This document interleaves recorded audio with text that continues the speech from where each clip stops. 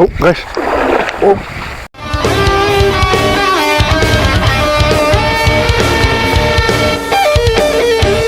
Assalamualaikum warahmatullahi taala wabarakatuh dan salam sejahtera kepada semua cakup badi sekalian. Semoga korang semua dalam keadaan yang sihat walafiat di samping insan yang tersayang. Baik, pada episod kali ini, Cakup nak share sedikit pengalaman dijeram dengan menggunakan sebuah mesin kategori BFS dari Daiwa dan Rode keluaran Fishband. Tapi guys, sebelum itu, kepada yang masih baru, hi geng, aku Cakups. Memancing macam korang juga, aku suka test dan review barang-barang pancing dan kebanyakan masa aku akan lepak di jeram untuk stream fishing. Jika korang rasa konten-konten aku ini bermanfaat, jangan lupa untuk komen, like dan subscribe seperti rakan-rakan kita yang lain. Terima kasih aku ucapkan kepada semua cakup badi semua di atas sokongan yang korang berikan. Alhamdulillah, channel ini sedang berkembang dalam fasa yang sangat baik. Ini membuatkan aku lebih bersemangat dalam mengeluarkan konten-konten yang bermanfaat untuk korang semua. Thank you guys. Baik, sembang pasal BFS ni guys. Sebenarnya tiada satu undang-undang yang wajib kita follow. Cumanya BFS ini muncul di Japan kerana di sana spot-spot memancing mereka mengalami tekanan yang agak tinggi akibat aktiviti memancing yang berlebihan. So, mereka ciptalah satu trend baru iaitu BFS atau Bait Finesse System. Ada pula dari kalangan pemancing di Europe mengkelaskan bahawa untuk membezakan UL dan BFS, ianya terletak pada terminal tackle yang digunakan. Jika untuk gaya pemancingan UL, mesin spinning akan digunakan. Namun untuk BFS, mesin jenis BC atau bait caster akan digunakan. Ianya diambil dari perkataan yang digunakan oleh syarikat Shimano yang meletakkan BFS hanya pada mesin BC mereka saja. Tiada BFS untuk mesin spinning mereka. Manakala bagi Daiwa, perkataan Air digunakan untuk BC kelas BFS mereka. Dan Abu Garcia pula menggunakan kod nama BF bagi model-model kelas ringan mereka khas untuk mesin jenis BC. Di Malaysia, UL dan BFS diletakkan di satu kelas atau kumpulan yang sama bertujuan untuk menyemarakkan semangat persaudaraan di kalangan pemancing. Namun UL kebiasaannya berada dalam lingkungan kelas 6 pound ke bawah, manakala BFS berada di julat 6 hingga 12 lbs. Sebab tu kalau korang tengok rod-rod keluaran Jepun meletakkan had julat poundage pada kelas 12 pound. Namun ada juga kelas tambahan yang dicipta bagi merujuk kepada satu lagi kelas dalam UL atau BFS.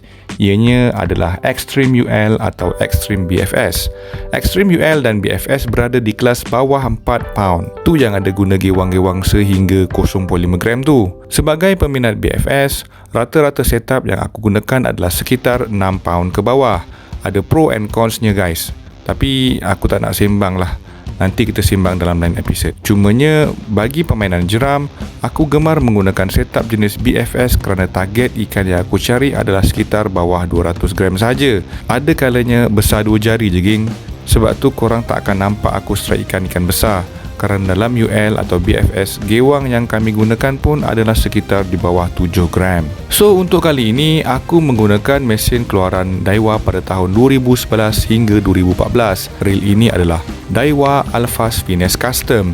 Untuk pengetahuan korang semua, cubaan awal Daiwa dan Shimano dalam eksperimentasi BFS ini bermula sejak dari awal tahun 2000 lagi. Ini dengan terwujudnya reel-reel kelas ringan seperti Daiwa Pixie, Presso, Shimano Aldebaran dan tidak dilupakan juga Abu Garcia yang sudah lebih awal lagi bereksperimentasi dengan permainan trout kelas ringan dengan kemunculan Abu Ambassador 1500C.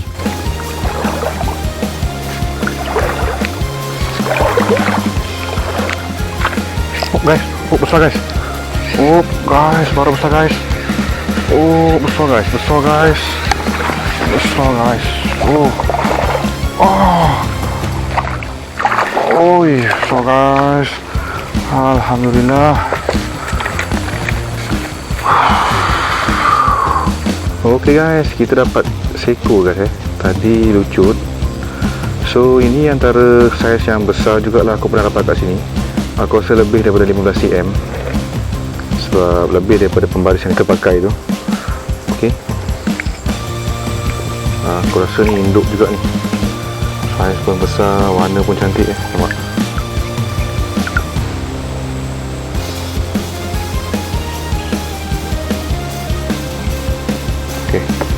So kita cuba lepaskan tepi.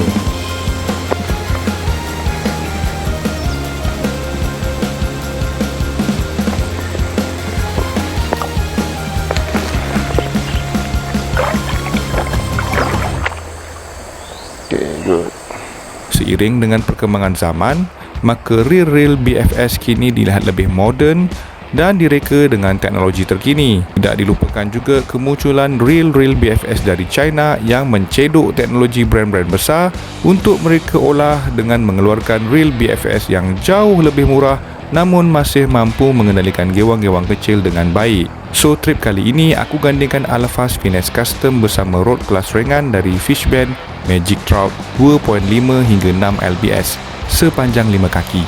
Aku tak ada buat review in detail memandangkan reel ini sudah lama di pasaran. Ramai dah orang buat review sebenarnya. Tapi aku cuma nak tengok sama ada reel ini masih relevan atau tidak untuk dimiliki pada tahun 2023.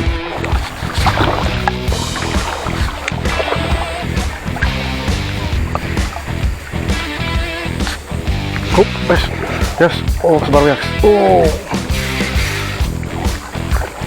sebaru guys.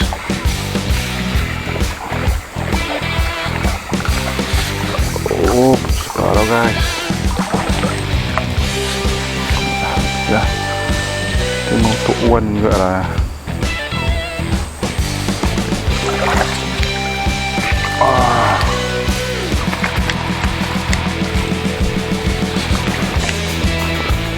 Alhamdulillah.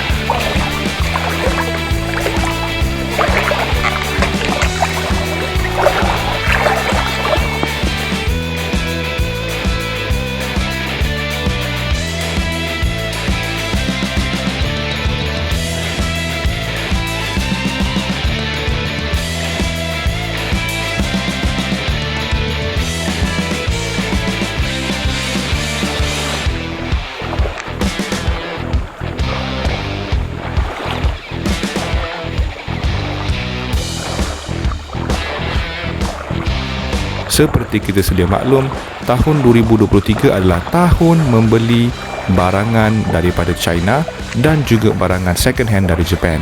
Fishbend Magic Trout merupakan pilihan kedua aku selepas Magic Craft Fine Tail. Kecewa sebab rod itu aku gagal bawa masuk dari Japan kerana urusan pos.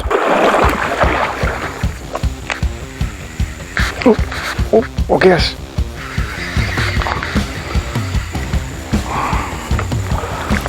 Ada guys. Curut. Aku bertukar ke Magic Trout yang harganya separuh lebih murah daripada Magic Craft. Aku sebenarnya agak risau jika dana yang aku belanjakan untuk mendapatkan Magic Trout ini terlalu berlebihan. Dan prestasinya sama je dengan Lemoran V2 tu. Namun Alhamdulillah perasaan itu hilang bila aku dapati Magic Trout mempunyai prestasi yang jauh lebih baik daripada Lemoran. Kalau tak, rasa rugi pula spend duit untuk rod yang kita boleh dapatkan prestasi yang sama pada harga yang lebih murah. Dilengkapi dengan carbon wrap dari hulu ke hujung rod dan Fuji guide ring serta reel seat yang sangat cantik dan ringan, rod ini mampu membantu aku membuat lontaran dengan pelbagai jenis gewang. Tambahan, rod ini merupakan travel rod yang mempunyai 4 bahagian. So kalau nak masuk hutan tu, kita boleh simpan dalam beg dan sambung semula bila hendak digunakan. Cumanya bagi aku, kalau rod ini dibina pada ukuran 4 kaki, lagi mantap.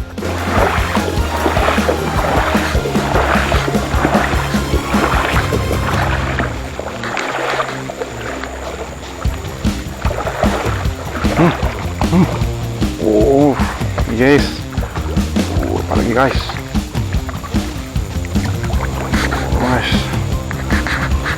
Guys.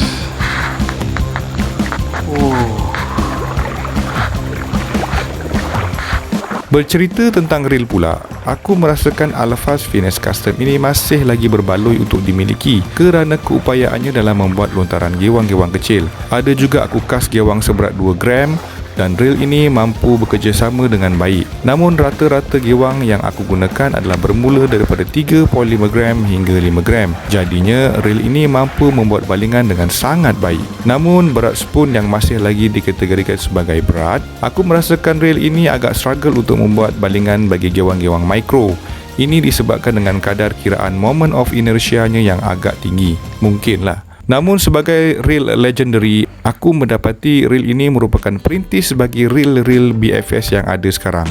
Masih mampu membantu aku dalam membuat balingan di jeram-jeram sempit. Ratio 6 juga sangat membantu dalam mengaplikasikan pelbagai jenis gewang. Spool yang mendukung free floating system juga membantu menghantar gewang ringan dengan dibantu oleh fixed inductor cup bagi sistem racknya. All in all, aku melihat bahawa padanan reel dan rod masih cukup baik untuk digunakan pada tahun 2023. Masih berbaloi, namun adat mesin Daiwa harganya masih sekitar RM400 hingga 600 bagi pasaran second hand. Ini kerana reel ini masih menjadi buruan peminat kerana aksesorinya yang masih banyak di pasaran. Kebolehan dalam menjalani tugas-tugas BFS moden juga masih boleh diharapkan. So, bagi yang sedang mempertimbangkan reel ini, bolehlah simpan untuk koleksi korang. Dari segi performance pula, aku rasa Daiwa Alphas Finesse Custom ini mengingatkan aku tentang Fishband Clamber Hyper Micro. Ok guys, itu saja sembang-sembang santai untuk sesi kita kali ini. Semoganya ia membantu korang dalam membuat pilihan. Terima kasih juga atas support yang korang berikan pada aku dari mula hingga ke akhir. So, terima kasih banyak-banyak. Assalamualaikum warahmatullahi wabarakatuh. Bye-bye.